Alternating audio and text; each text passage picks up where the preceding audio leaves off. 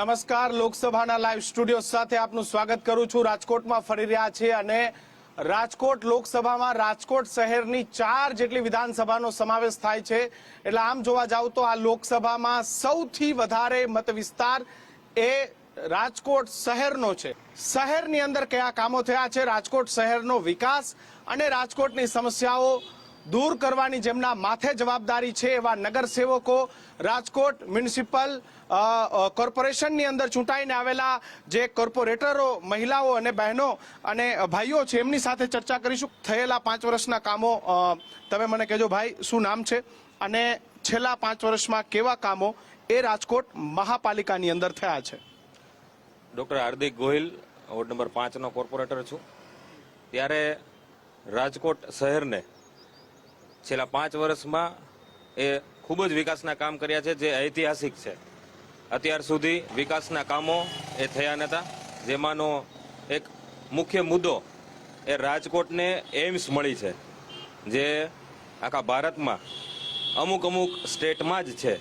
एटले एक गुजरातनुं गौरव कही शकाय एवुं राजकोटने ए भारत सरकार आदरणीय देशना वडाप्रधान नरेन्द्रभाई मोदी द्वारा जे राजकोटने आ भेट आपवामां आवी छे, विकासनुं सौथी मोटुं अने ऐतिहासिक पगलुं भर्યું છે એ મારી દ્રષ્ટિએ એવું માનવું છે। બેન, કેવા કામ થયા છે રાજકોટ મહાનગરપાલિકાની અંદર?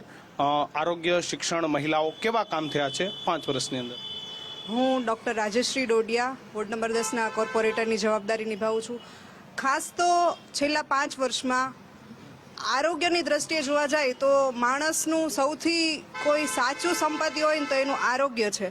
અને આરોગ્યની દ્રષ્ટિએ માનનીય મોદીજીની સરકારે ખૂબ જ સારી યોજનાઓ આપી છે અને એમાં સૌથી સારામાં સારું જો કોઈ કામ થયું હોય તો એ આપણી આયુષ્માન ભારત યોજના છે। એમાં 5 લાખ રૂપિયા સુધીનું દર્દી પાસે કાર્ડ છે કે જે હંમેશા એની સાથે રહે છે અને કોઈ પણ જાતની દવાની જરૂર હોય, ટ્રીટમેન્ટની જરૂર હોય, હંમેશા દર્દી પાસે 5 લાખની ડિપોઝિટ અને વધુમાં માનનીય ભૂપેન્દ્રજીએ 5 લાખ રૂપિયા એડ કરી અને ટોટલ 10 લાખ રૂપિયા સુધીની આયુષ્માન ભારત યોજનાનું ખૂબ સારું લોકાર્પણ કર્યું છે। અને વધુમાં એમ્સ હોસ્પિટલ છે, મમતા કાર્ડની સુવિધા છે અને સૌથી રિસેન્ટમાં આપણે જોયું હોય તો એ કોરોનાની કપરી પરિસ્થિતિમાં જે માનનીય મોદીજીની સરકારે એકદમ ટોપ લેવલથી જે ગ્રાઉન્ડ લેવલનું જે કામ કર્યું છે એ કામમાં ખાસ આંતરરાષ્ટ્રીય લેવલે પણ આ આપણા કોવિડ વેક્સિનેશન મિશનનું નોંધ લેવાની છે। અને માત્ર આપણા લોકો માટે જ નહીં પરંતુ દવા છે, વેક્સિનેશન છે, બીજું જે પણ કંઈ જરૂરી સામગ્રી છે એ આજુબાજુના આપણા પાડોશી દેશોને પણ એમની સપ્લાય કરી છે। બેન, કેવા કામ થયા છે? પ્રાણ પ્રશ્નો, ગટર, પાણી, રાજકોટના જે પ્રાણ પ્રશ્નો હતા એની શું પરિસ્થિતિ છે બેન? હું જ્યોત્સના ટીલાડા વોર્ડ નંબર 10ની કોર્પોરેટર અને સ્ટેન્ડિંગ સભ્ય તરીકે જવાબદારી નિભાવું છું। ખાસ કરીને તમે હમણાં મને કીધું કે પાણી, ગટર અને રોડ રસ્તાના કામ, તો અત્યારે જે રાજકોટ જ નહીં પણ ગુજરાત અને આખું ભારત ઇન્ફ્રાસ્ટ્રક્ચર લેવલે જે હાઈપર સ્પીડ પકડેલી છે અને જે ગ્રોથ વે છે એ એકદમ ફાસ્ટ છે। અત્યારે રાજકોટમાં જોવો તો ટ્રાફિક સમસ્યા દૂર થાય એટલા માટે રાજકોટનો અત્યારે આપણે જે માર્ગે જઈ રહ્યા છીએ ત્યાં જ આપણે સિવિલ હોસ્પિટલ ચોકનો બ્રિજ છે, ત્યાર પછી નવા 150ના રોડ ઉપર નાના મવા સર્કલ, બિગ બજાર પાસેના બધા જ ઓવરબ્રિજ, ગોંડલ ચોકડીનો ઓવરબ્રિજ છે। ત્યાર પછી જોવો તો અહીંથી રાજકોટથી અમદાવાદ જવું હોય કે આ સાઈડ પોરબંદર જવું જોઈએ ત્યાંના રોડ રસ્તાનું કામ પણ અત્યારે ચાલુ છે અને પૂરપાટે ઝડપી કામ ચાલી રહ્યું છે।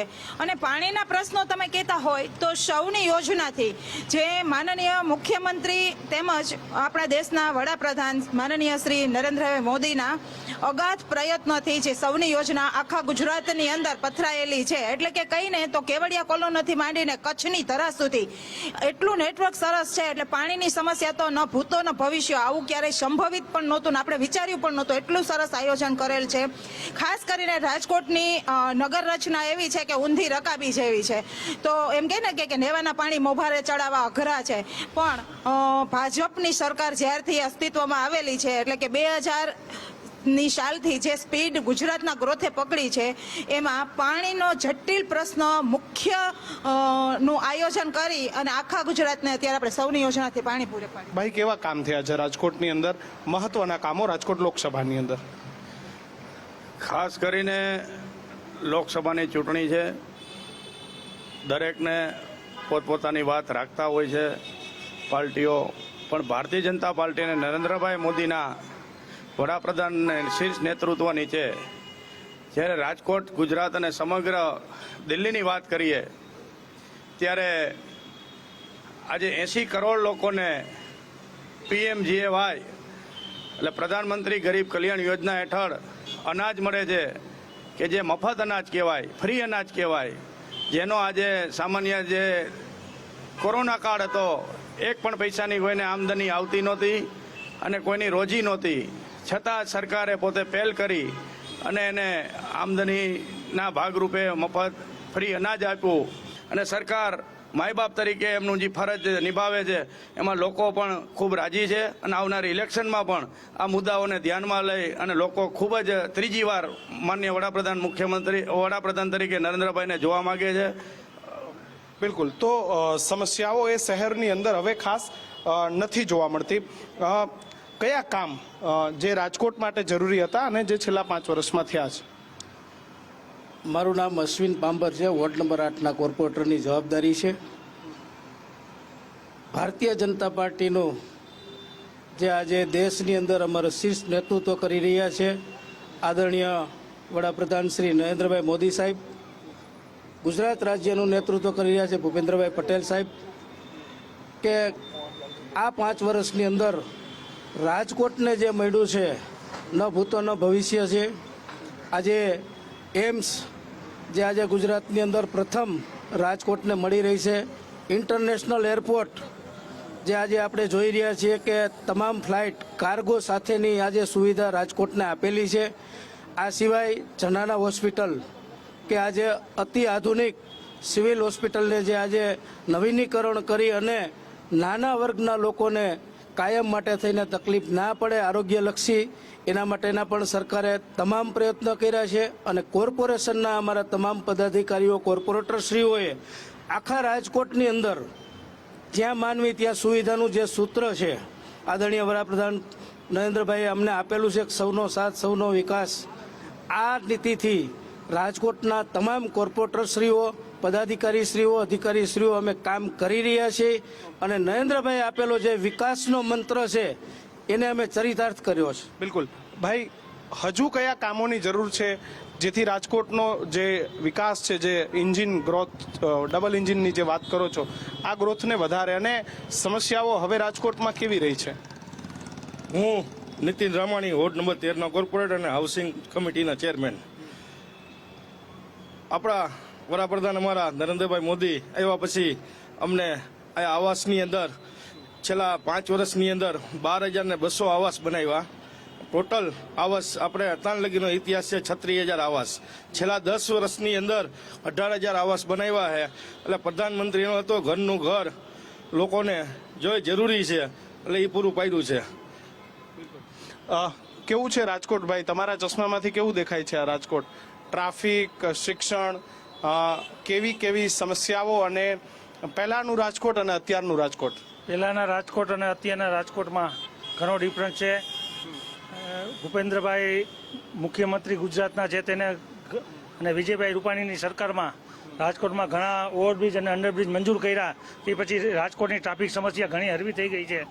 અને અત્યારના રાજકોટમાં વિકસતું રાજકોટ દેખાય તે બધા જોઈ શકે છે. આપણે ક્યાં ફરી રહ્યા છીએ? આનો વિકાસ ક્યારે છે? આ હોસ્પિટલ ચોકનો ઓવરબ્રિજ છે અને આનો વિકાસ ગયા વર્ષે જ આનું ખાતમુહૂર્ત કરેલું છે. કેવી સમસ્યા હતી ટ્રાફિક? અહીંયા ટ્રાફિકની બહુ જ સમસ્યા હતી. આ થઈ ગયા પછી અહીંયા 1% ટ્રાફિકની સમસ્યા હતી દેખાતી. આ જનાના હોસ્પિટલ કોર્પોરેશન સંચાલિત છે? કોર્પોરેશન સંચાલિત છે ને હમણાં જે જનાના હોસ્પિટલ કોર્પોરેશન સંચાલિત નથી. આ જનાના હોસ્પિટલનું હમણાં નવીનીકરણ થઈ અને ખુલ્લી મૂકવામાં આવી છે. તો રંગીલા રાજકોટના કોર્પોરેટરો આપણી સાથે હતા. કહેવું છે કે ટ્રાફિક, આરોગ્ય સહિતની જે સમસ્યાઓ હતી એ રાજકોટ માટે ભૂતકાળ બની ગઈ છે. છેલ્લા 5 વર્ષની કેન્દ્ર સરકારે રાજકોટની કયા પલટ કરી છે. ટ્રાફિક, પાણી, ગટર સહિતની જે શહેરની સમસ્યાઓ હતી તેમાંથી રાજકોટને મહદ અંશે છુટકારો મળી ગયો છે. લોકસભાના લાઈવ સ્ટુડિયોનું સતત કવરેજ ચાલુ રહેશે. લોકસભાનો લાઈવ સ્ટુડિયો ગુજરાતના ખૂણે ખૂણેથી, તાલુકા, જિલ્લા તમામ જગ્યાએથી તમામ લોકોના પ્રશ્નને વાચા આપવા આવી રહ્યો છે. લોકસભાના લાઈવ સ્ટુડિયો સાથે આપ જોડાયેલા રહેજો. સમાચારોમાં હાલ આટલું જ. વધુ સમાચારો માટે આપ જોતા રહો ગુજરાત ફર્સ્ટ. મને આપશો રજા. નમસ્કાર.